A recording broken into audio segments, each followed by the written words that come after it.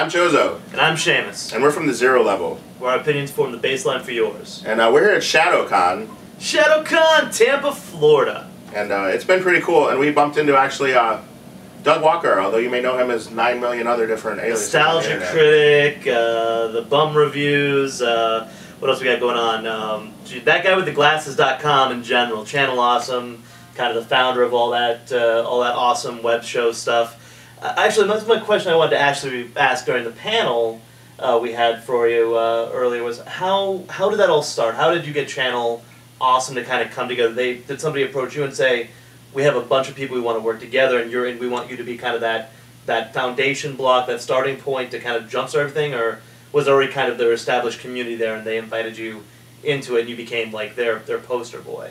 I have a question for you. How come you guys are so much higher up than I feel very odd by this. I'm going to sit right here. Wait. I think I got it. This feels better. Oh, wait. Better. I like that. Okay. Well, now it's descending. Now I feel like Professor Xavier. This is much better. Okay. It's more uncomfortable for me, but at least I look taller.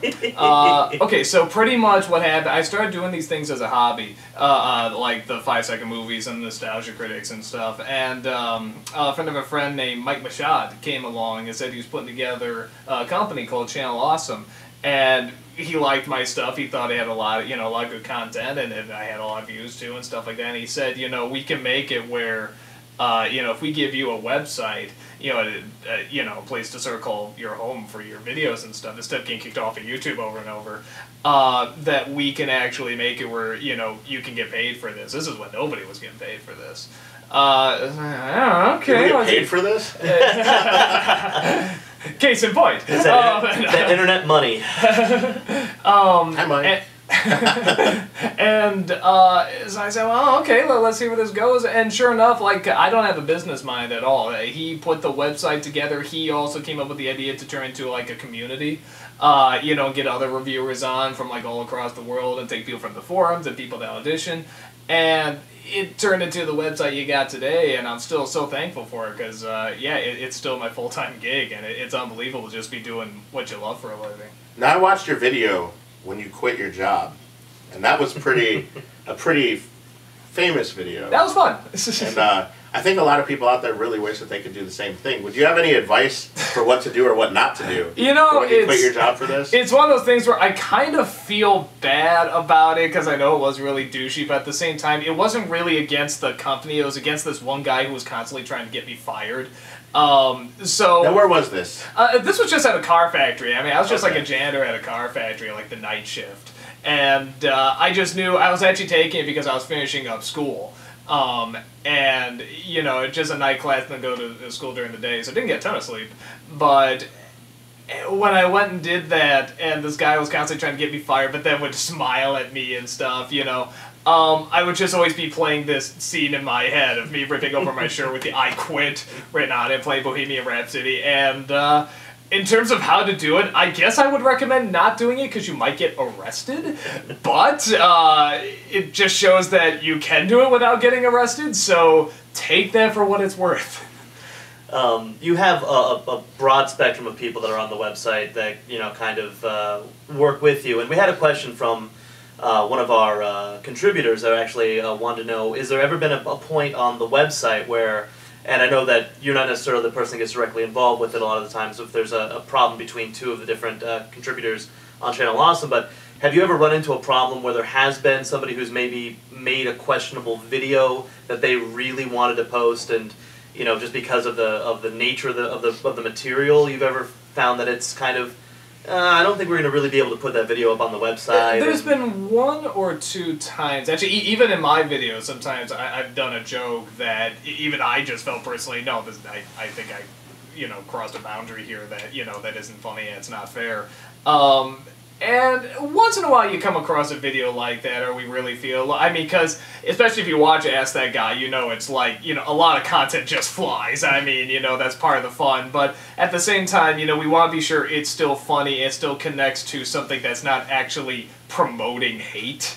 It's like if something hateful is being said, it's being said by a stupid person who doesn't know any better.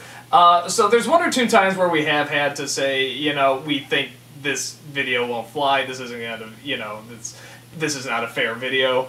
But Not often, you know. It actually is not that often that we tell a person, oh, you can't run this. I mean, every once in a while. Disclaimer: all of the content on this site is the property of the producer, and Channel Awesome does not guarantee to share. Well, and sometimes, I mean, we think of the producers too, because I mean, like, you know, sometimes they're not aware. Oh, hey, this could get me in real trouble. You know, there's 1 or 2 videos actually I was gonna do at some points where, you know, Mike Machad stepped in and said, you know what, this might not be wise and stuff. And I'm thankful he did, because looking back, I'm like, oh yeah, that would have gotten me in trouble. That would have made me look really bad. You seem to have a really good support team for everything that you do. You know, you got your brother and Mike, as you've mentioned. Holly, Christine, she's been in contact with me, and she's been great with getting me the information just to set things like this up.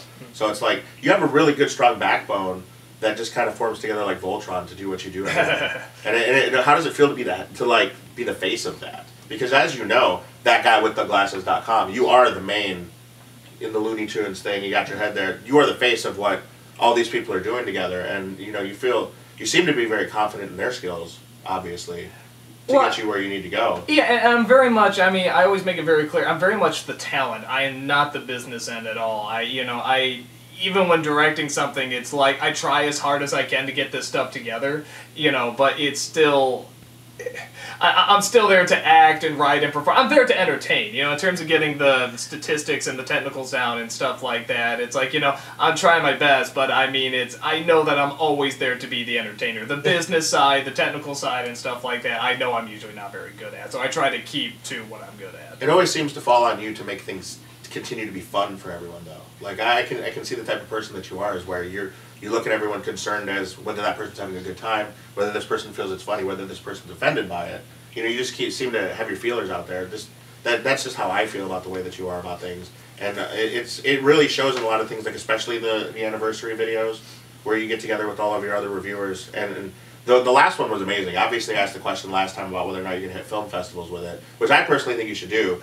It's a lot of work, yes, but I mean, I think you should. I think people would just go in like, you know, who's Nostalgia Cray, who's Mati, what happened here, what blah blah blah. There's a lot of mythology. But when you really think about it, though, who does in all the rest of these movies that are at the film festivals? We just covered the Orlando Film Festival, so you know we got to see the awesome movie Suburban Backlot, which one of our friends, MC Rection, actually was a main character in, and it was my first film festival, and I'm like. You're sitting there and you're like, our friends are awesome, but then there's also points where you're just like, okay, this is a movie. But you know, I mean, it was captivating with a lot of the stuff that you did. The references were really good. It was just nonstop funny, and obviously, as reviewers ourselves, personally, I don't know if you've watched. You liked Kick-Assy, I believe it was. Yeah, the second special you guys did, the anniversary thing. I thought it was just awesome. That was really good because you had the big brawl or whatever in Chicago that you guys had done.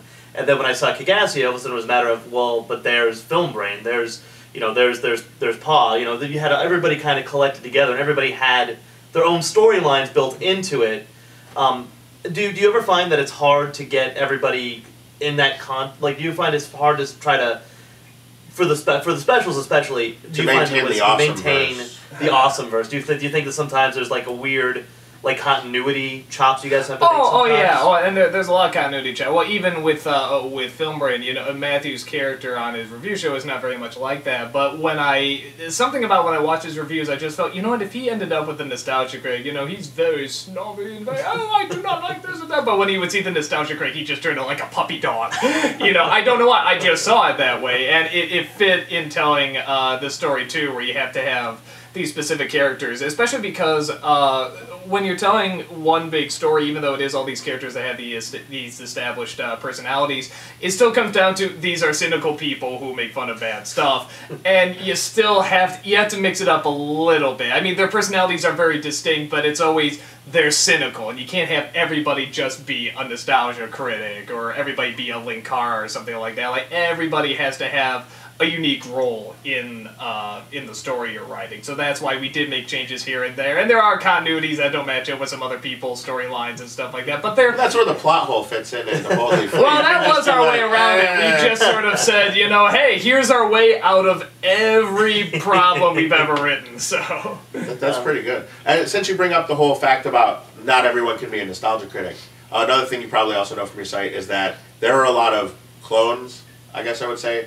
Even we kind of have the thing where we come in with a tagline and leave with a tagline. I mean, you've pretty much started the whole, I'm the insert gender based with costume idea, and I do this thing that everyone else does, so this person doesn't have to. And how does it feel that every time you see that? Are you tired of it? Are you glad there's so many people copying you, or do you want like? It's got to feel weird, man. You know? It's flattering when you see that stuff, because it's like, oh wow, you hit on a formula that people really want to do. It does put, suddenly, like when you're doing something new, like with demo reel, it does suddenly put a lot of pressure on you, because it's suddenly like, you create this formula that really worked, and now you're going to try something else, and you just automatically have, you know, is this going to be as good as this? Or even, should it be? Or is this just something different? Or is it something that should connect to what it was before? So there's a lot of build-up to that, and you know you're going to get people that don't want the change or want more change, and just people who are, you know, just going to have their reactions to it. So there is that pressure, but at the same time, I think there's a really good feeling that you're with people who will still allow you to do something different. I mean, like any business would probably say, no, dude, don't end Nostalgia Critic. Don't stop. You're still making, you know, good money with it. Well, it's like Ego Raptor said last night. It's a respectable move to go out when you're on top. I mean, look at Seinfeld. You know, everyone still talks about Seinfeld because they went out when they were on top, and it's just kind of... Well, and we knew we didn't... Like I said, if we wanted to keep going, I mean, we could, and we could still get some good laughs, but we just knew it was running down, and we didn't want to beat it, because there's always other stuff we want to do, and we, for the people that we make fun of, we always say, oh, they're running it too long, they won't let this die, and blah blah blah. We didn't want to go that route. We felt, I mean, even if whatever, everything tanks, Channel Awesome explodes, and nothing ever goes right, stuff like that, I think we'll still stand by that was a good move, you know, ending the Nostalgia Cred, because we always have that, you know, that street cred. Now, with I remember going back to the big brawl, there was that kind of rivalry kind of building up there between you and James Rolfe, the angry video game nerd. And how much of that was real, and how much of that, like, was it really kind of Andy Kaufman style? And whatever happened to Captain S? He was at the signing there. We didn't want him to feel like, you know, oh hey, here's the thing, and Captain S. It's like, no, we really want him to be in there as well, because they've done a crossover too. So in terms of how much of it is real, no. I mean, it's like, we knew from the beginning. I did this because the fans were making comparisons, especially when I did the Ninja Turtles movie. They're like, oh, this is like James Rolfe. This is like the angry video game nerd and stuff like that. And, you know, I saw stuff and I really liked it. It's one of the things that, you know, sort of inspired me to say, oh, I can do this. You know, there is an audience for this.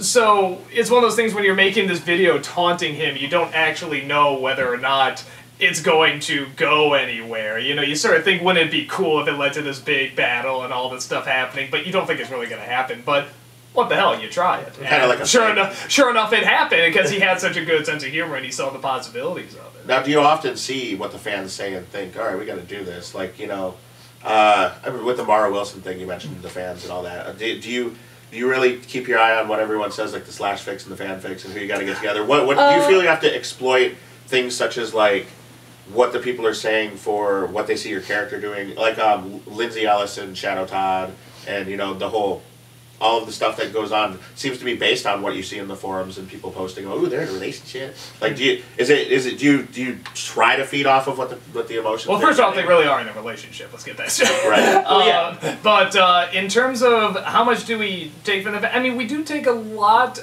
when we feel something has gotten so big that we can't ignore it. Like, for example, in the TMNT review, I make fun of the guy who did the voice of Splinter, who was Mako, who died. You know, and I make fun of the voice, and I say it sounds like he smoked 1 million cigarettes, and it turns out he died of lung cancer. It's like, oh, Jesus! So, and the fans were so angry, so I made that a running joke now, that whenever I would reference Mako, who it turns out pops up into a lot of the movies I review in the future, I would always treat him like, you know, an angel or a god or something like that. So, or when I did the Let's Play and people really didn't respond well to that and they didn't like it, you know, you turn it into a joke. You make a press conference for, you know, making an apology to it, and you work it into the next review. And then other times, like with Demo Reel, the first episode premiered, and we shot the first 2 episodes back to back. And when the first one came out, and we were looking over the comments, you know, some we don't agree with, but others were sort of like, yeah, that's a good point. Yeah, let's start going this direction. And we decided to start going this other direction. you know, to a point where we decided not to show the official second episode. Because we knew we were going to go in this new direction, and this would not really tie in, and this wasn't up to what we wanted to give the people. So the episode after that is going to be the official second episode. We moved the schedule around because we felt this is what we want to give the fans. We want to give them our best. And we do listen to, you know, what people say. And the stuff we agree with and we feel they're right on, you know, we'll make the changes. If it's something that we don't agree with, we'll just keep doing it because, you know, we feel it's good. But that always has to be the thing. We have to feel it's good. And even if someone points out something, I mean, we're not going to be, you're wrong! If we feel they're right, we'll be like, we'll own up to it. That's the funny thing, like, for us, we always seem to feel that our worst stuff is our best stuff. Sometimes it gets very, you know, back and forth. Like, we'll get people responses on there all the time. It's like, yeah, it was really hilarious. And we'll be like, it was really hilarious. Yeah, no, they laugh at the dumbest thing too. You're like, you build up this great joke, and then it's all of a sudden, yo, we thought the shootout in the parking lot was awesome, and it's like, thanks. Well, that's the thing. Yeah, that's the thing you probably figure out too, is that you can never tell exactly what's going to be the real big hit joke. It's like sometimes you can. Like sometimes, like the whole reason we did the Suburban Commando review was just so we could work in I Was Frozen today, because we always said that back and forth growing up. So the fact that turned into a big joke, it's like, oh, okay, we can actually sort of see that. But other things like, you know, the fact that Sparkle, Sparkle, Sparkle is so big. You know, I mean, everyone still quotes that to me at cons. I was just sort of like, oh, okay, I thought maybe you'd do okay. But it's like people are still quoting it. What's the one joke you thought that would be the biggest that just kind of tanked and no one ever really got back to you on? Oh, God, that's a good question. We're doing it, Shane. We're doing an interview. God, we're giving good questions. We're finally reaching that level. It's hard to say, because I know there definitely are some where I was like, oh, this is going to be big. People are going to laugh so hard at this and stuff, and, like, I don't even know if it gets a chuckle, you know, or they just pass over it or something, or they don't really think about it. You know, maybe Dirty Little Kitty from the second Mortal Kombat movie. I thought that one was going to be really, really big. And a lot of people don't remember it. So, but that really cracked me up. I'm like, oh, they're going to make t-shirts out of this. It's going to be so huge. And it never really became anything. Instead, its Bubbles became like a huge Yeah, thing. a fucking bubble. Oh, no. The other one was He-Man going, I have permission.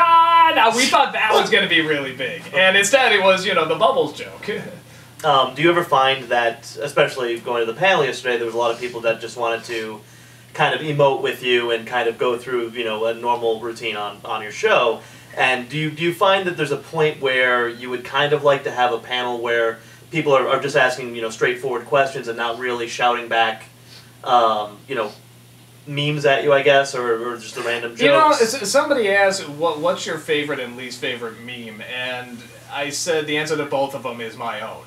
You know, because on the one hand, when someone shouts back credit card, you sort of roll your eyes, okay, here we go. You know, and I go, back credit card, arg, I'll kill you.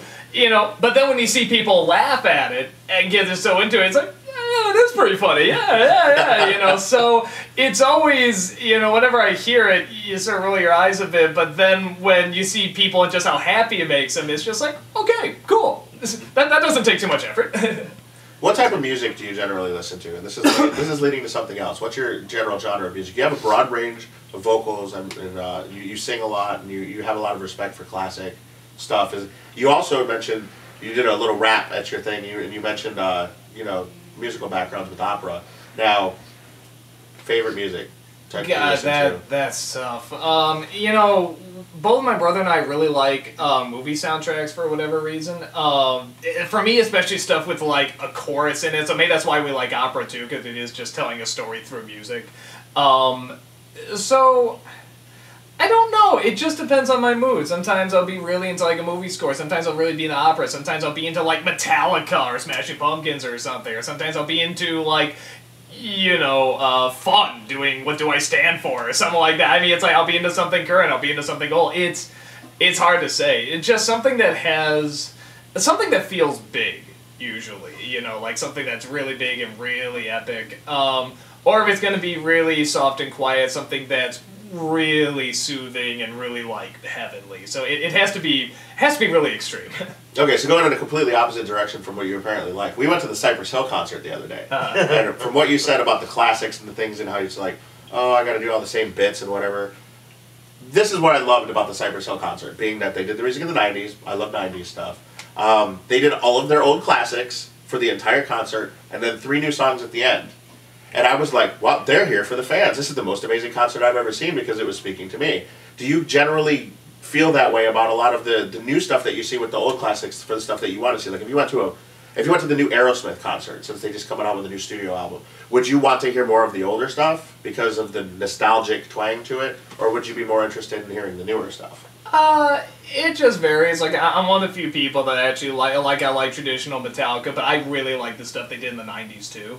Saint Anger? Yeah, you know, and Reloaded and stuff like that. I mean, stuff where it's like, you know, I mean, everyone's like, oh, I like old Metallica. It's like, well, I was introduced to sort of the newer Metallica, though, so that was my introduction. So I think there's always going to be a place where you're always going to love the original stuff, you know, because it's just for nostalgia value. But in terms of newer stuff, I would say go for it. And if I don't like it, well, okay, you're still doing the nostalgic stuff. It's not going to stop you from driving to the concert, blasting and riding the light. Man. Yeah, you still got the recording. I mean, it's like, go ahead, try the new stuff. Sometimes it works, sometimes it doesn't. All right, I do have some questions here from some of our other viewers, and one of our contributors, Comrade Kitty, she actually asked, when you and your brother are sitting down to watch a movie to kind of do the write-up for it, do you have like a tape recorder you set down in front of you? Do you kind of get a notepad and start writing down some I usually we'll watch the movie, I'll sort of be like Mystery Science here, where we'll just shout jokes at the screen, and the ones that I really like or I think I can do a joke with, I just write down like a sentence or what the joke was. And I write it down in order so that when I watch the movie again, I see those jokes, I can remember, oh, this joke connected to that joke connected to that. And then I just take that and I turn that into script format, pretty much. Do you have like a set amount of times you like to watch the movie, or do you just kind of go in with, to get a fresh perspective, watch the movie once, get your jokes that you think that come to mind immediately and just get them written down, or do you have to watch the film a couple times? Usually once, and then as I'm writing the script, I'll sort of watch it again just to see how the joke would flow with it. And then when I'm editing it, I guess you could argue I'm watching it a third time as well. I have a couple of ones here. One of our other guys, Alex from Movie Questions Answered, asked, do you have any movies, like I know you said once you get to like there was a video I think or a response to like Moulin Rouge, that's when you kind of decided that you wanted to stop doing it, and you mentioned before that there's a few that you realized that you kind of reached the pinnacle of what you wanted to do with the character. Are there any movies that you wish you could have maybe put in there earlier, that you could have done the same content with, but with a different film? Is there like any other films that you wish you really could have gotten to? The one that I do, I haven't seen it, but it looks awful, and I am curious to see it for a nostalgia crack. It's actually the animated King and I. Because I've never seen the trailer for it, and there's like evil wizards and dragons and stuff, but it's still using the songs from the musical, and it looks so horrible. And of course, it's only an hour and a half, where the other one is like, I don't know, 3 hours or something. So I was curious to see that because it looked so god awful. Maybe we'll have to get the King and I at some point. Yeah. I hate you so much. Well, okay, last question I have here from one of our guys, Patrick, again, from that other song is, was there any movies that you and your brother sat down to review that he either really liked and you thought was going to be terrible, or that you really liked and he thought was terrible, and you kind of had that before you even went into the creative process, were trying to negotiate a way to get them a different movie on the table? Not many. We usually agree pretty closely on films, maybe just the details we disagree. But I remember, like, he originally thought Moulin Rouge was just, like, okay. So I don't remember hating it or anything. And then we had to sit down and really watch it all the way through. He's like, oh, God, this is awful. So I think anyone that really sits down and watches it doesn't think of the memory of, like, you know, the music or the imagery. They just really watch it and really see what's going on. They usually don't like it. But if they do, you know, cool, awesome. I mean, nothing wrong with that. Awesome. One of the questions that I also wanted to ask was, with the Animaniacs, when you were interviewing the different cast members and the different writers for the show, how did that really fall into your lap to be able to get them there to kind of get the video conference going and get like the interview done? I mean, were you approached by anybody at Warner Brothers to kind of do it, or did somebody no, from your end? it was a fan on the website said they knew Tom Ruger. And, you know, I said, I can get him for, like, an interview or something. I was like, yeah, sure, go ahead and produce him. Let's see. And sure enough, he contacts me. I'm like, oh, okay. And he's like, oh, by the way, I also know Sherry Stoner and John B. McCann and stuff like that, and Paul Rudd and all these people. And My now son get also your did Skippy, business card. you know, and I was just like, I did that, I'm cool with that. And it just sort of went from there, mostly because he's such a cool guy, and we had a fan that, you know, knew him pretty well, so it turned out really nicely. That's awesome. Yeah. Never want to burn those bridges. You always got to keep that in there. That's cool. Was there ever a time where you thought that you had gotten too big for what you were doing? Is there ever a time that you really kind of thought that maybe it had gone out of control? Holy shit! I'm so over my head. Yeah. Was there any time you thought, yeah, you literally were over your head on it? These checks are too the John large. McCain election, as I like to call it, where even he was just like, dude, what have I done? You know, at the most, I haven't gotten there yet because my thought is always, if I can't walk down the street or just go to the store without people hounding me, that's where I'll be like, okay, this has gone too far. But, I mean, I go to a con, I get recognized a lot, but I can just go walk on the street and nobody would recognize me. So, as long as it doesn't hit that point, you know, I'm good. All right. I know you have a lot of other stuff going on, but you have demo reel coming up. Is there anything else you really want to plug? As far as the stuff you have going on with Blip TV or anything else with Channel Awesome right now? I got an interview show coming up. I got a review show with my brother coming up. Like I said, we're doing demo reel, and we're still going to be doing bum reviews and Ask That Guys and stuff like that. So there's going to be another Disney-cember coming up. The bum is going to review Christmas movies as well in December. So there's a lot coming, especially in December. Awesome. Very, very awesome. Well, it's great to have you here, Doug. Thanks for having me. Congratulations on all your success. And I think we'll kind of call it there for the time being. Yeah, for sure. I'm Chozo. I'm Seamus. And this is the Zero Level. Where our opinion forms the baseline for yours. And he'll remember it so you don't have to. Yeah.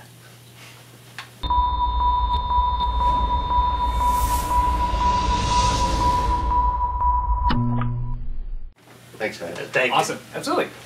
I should not have sat there the whole time. I feel bad. Should have got to a pillow. I commit to the joke, okay?